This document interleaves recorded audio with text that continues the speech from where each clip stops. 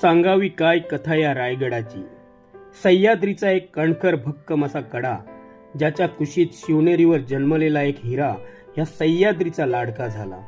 अवघ्या महाराष्ट्राला हे स्वराज्य कसं उभं राहतं हे दाखवूनही गेला आणि शिकवूनही गेला. महाराज, इथे तुमची समाधी नसून तुम्ही स्वतः आहात या जाणीवेने आज ही अवघा महाराष्ट्र मान खाली घालून मुजरा करण्यासाठी येतो तुमच्या चरणी. आज ही पाय ठेवताच या रायगडावर आमच्या धमण्यांमधील रक्त सळसळ वाहू लागतं. गर्वाने छाती फुगून येते. आमचा राजा आमच्या सोबत असल्याची जाणीव निर्माण होते. स्पर्शिता या सह्याद्रीला सांगू लागतो तो कहाणी या राजाची.